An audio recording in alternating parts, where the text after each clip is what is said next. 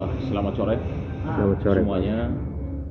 Saya saat ini berada di Kota Kupang dan sebagai pengamat hukum, terutama perkara asid dan layak yang sudah sangat menyita perhatian publik sampai dengan saat ini ya.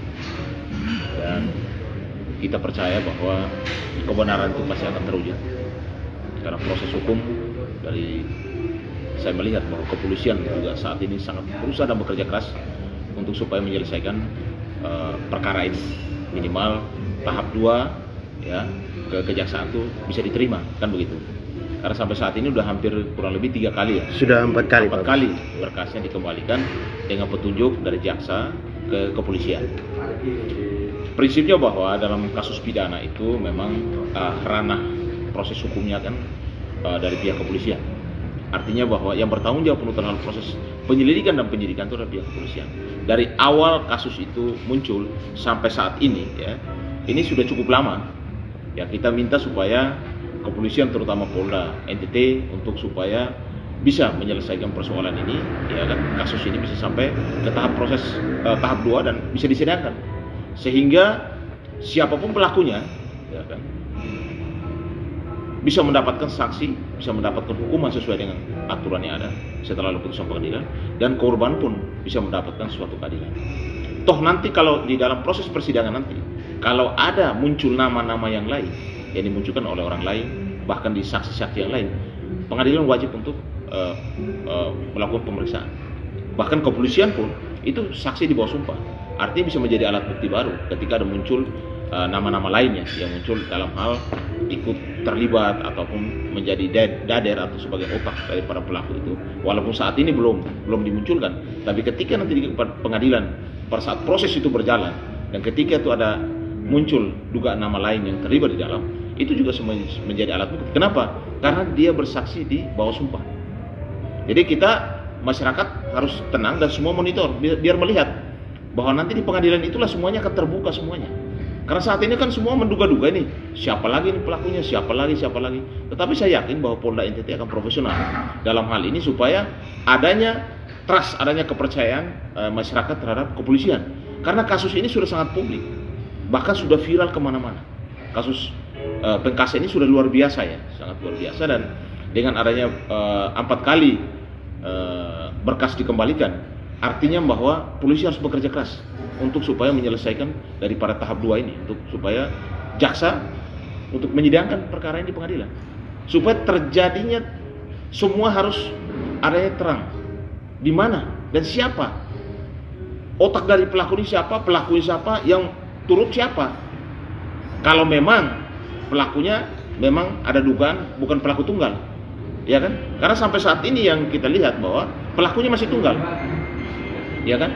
Mungkin nanti dalam proses pengadilan nanti masyarakat ikut mengawal, kita melihat semuanya dengan baik.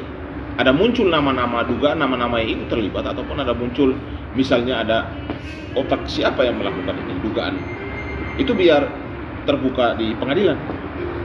Karena ya terus terang saja dengan begitu lama proses kasus ini, masyarakat sudah mulai jenuh juga, bahkan lelah melihat persoalan ini. Dan saya yakin sekali masyarakat NTT sangat antusias untuk mengawal, untuk melihat perkara ini secara terang benderang. Kita juga tidak boleh menuduh sembarang orang. Di dalam hukum itu, dalam proses peradilan itu harus alat bukti. Polisi pasti apapun dia melaksanakan penegakan hukum, ada undang-undang kepolisian, ya kan? Ada KUHP, ada Perkap Kapolri. Jadi mereka pasti akan mengikuti proses itu dengan baik, terutama kasus pembunuhan. Yang saya sampaikan bahwa kasus pembunuhan itu tidak akan pernah sempurna. Pelaku siapapun suatu saat pasti akan muncul, pasti akan ketahuan.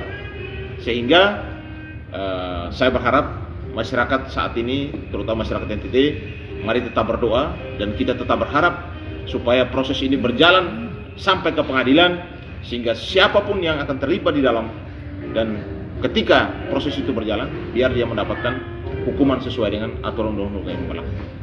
Bagus. Ini kan di masyarakat NTT dan publik khususnya itu kan menanti kasus perkembangan kasus ini, dan kami melihat ada beberapa aliansi atau aliansi peduli kemanusiaan melakukan demo yang berjilid-jilid, itu sebagai respon untuk mencari tahu proses keadilan. Menurut Anda melihat demo dari aliansi yang berjilid-jilid seperti apa, Pak? Kalau menurut saya, masyarakat kalau mau menyampaikan aspirasi itu hak daripada masyarakat, itu wajar-wajar saja. Selama tidak melakukan tindakan kriminal, tidak melakukan tindakan yang merusak, ya, tindakan menganiaya dan lain sebagainya. Wajar kalau misalnya masyarakat mau menyampaikan aspirasi, dia menyampaikan unek-uneknya kepada kepolisian, kepada pemerintah, supaya bukan hanya kepolisian saja yang menangani, tapi juga ada perhatian dari pemerintah, ya kan, mungkin pemerintah daerah dan juga lain sebagainya. Jaksa pun saat ini pun saya yakin bahwa dia juga mengembalikan itu kan pasti ada petunjuk-petunjuk yang lain, ya kan. Dan soal masyarakat saat ini sudah berjilid-jilid ya, dari aliansi menyampaikan pesan ataupun aspirasinya kepada masyarakat, kepada kepolisian, kepada negara, itu wajar, ya kan. Karena masyarakat juga mau supaya ada keadilan buat korban Astrid dan lain. Karena ini pembunuhan sangat sadis. Dan masyarakat sampai saat ini kan masih terus memonitor, memantau dan berharap semoga proses ini bisa berjalan dengan baik dan semuanya bisa terbuka terang benderang di pengadilan nanti.